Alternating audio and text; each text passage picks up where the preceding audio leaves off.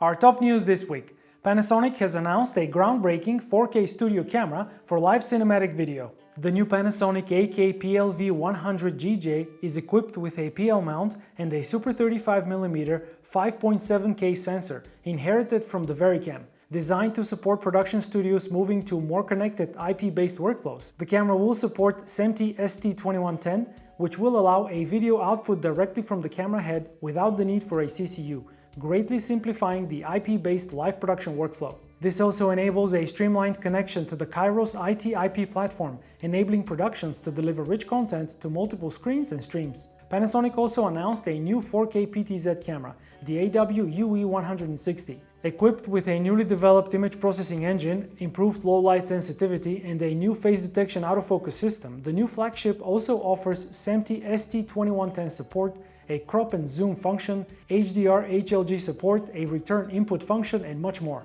During their latest Adobe Max 2022 conference, Adobe released the latest Premiere Pro 23.0 update, with support for ARRI RAW and ProRes files from the new Alexa 35 camera. This update also brings some massive improvements to creating graphics and titles with the Essential Graphics panel, which now supports bulk editing of titles on the timeline, flexible alignment of text and shape elements, and inner-outer strokes for graphics, among others. The latest update also brings performance improvements to 10-bit AVC intro formats, which are said to be twice as fast on Apple Silicon machines, while ProRes 422LT is now the default codec for sequence rendering on both Mac and PCs. Fujifilm has announced the development of a new broadcast lens compatible with large format cinema camera sensors. The new FUJINON HZK 25-1000mm is a PL mount box lens with an impressive 40 times zoom ratio. Unlike more traditional box lenses of this caliber, which are equipped with a B4 mount, the new 25-1000mm from Fujinon